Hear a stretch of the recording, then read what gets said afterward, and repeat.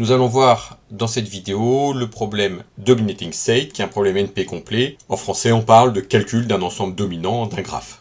Pour présenter intuitivement le problème, imaginons que je sois élu d'une petite zone de campagne avec des petites villes, des villages, et que je souhaite y implanter des cabinets médicaux. Avec comme objectif, je ne peux pas mettre un cabinet médical dans chaque ville, mais que chaque ville ait soit un cabinet médical, soit une ville voisine qui est un cabinet médical. Et pour différentes raisons de coûts, de regroupement des médecins, etc., je souhaite placer le moins de cabinets médicaux possible, minimiser leur nombre. Donc sur ce graphe-là, par exemple, je peux décider de placer un cabinet médical dans la ville D, un cabinet médical dans la ville G et un dans la ville L. Avec 3 cabinets médicaux, je couvre tout le graphe. C'est-à-dire que les gens, par exemple, de la ville A peuvent aller au cabinet de la ville D, ceux de la ville E aussi, B aussi, ceux de la ville F ont le choix entre D et G, etc. Et donc, c'est un problème de minimisation sur les graphes. On peut en donner la définition formelle. Alors, le problème d'optimisation est le suivant. On a un graphe VE non orienté en entrée. Ici, c'est la carte de ma région.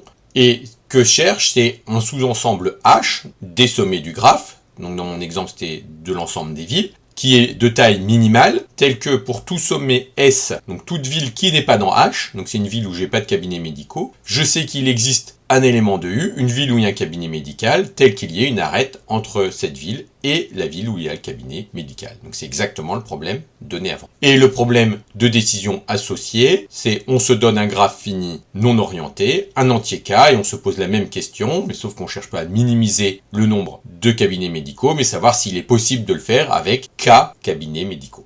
Alors c'est un problème qui est NP complet, c'est-à-dire qu'il n'y a pas de solution en temps polynomial si ce qui est conjecturé que P est différent NP est vrai. On peut démontrer que si le degré maximal du graphe est delta, alors on peut trouver un algorithme d'approximation polynomiale de rapport grand O de log de delta. C'est-à-dire que le nombre de cabinets médicaux qu'on va placer sera au plus log de delta fois, éventuellement avec une constante en plus, le nombre de cabinets médicaux optimaux qu'on aurait pu trouver avec une solution exacte. On peut démontrer, je ne vais pas rentrer dans les détails des classes de complexité, que le problème d'approximation est log APX complet. On peut trouver de meilleures approximations si on se restreint à certains graphes, par exemple au graphe unité ou au graphe planaire. Et on peut le résoudre en temps polynomial pour les graphes séries parallèles. Alors, c'est un problème qui est très proche du problème set cover, pour lequel j'ai aussi une vidéo, et quand on a un algorithme pour l'un, on a aussi un algorithme pour l'autre, en général, assez facilement. Il y a différentes variantes. Par exemple, des fois, on veut que l'ensemble dominant, c'est-à-dire que l'ensemble des endroits où je mets des cabinets médicaux, soit connecté.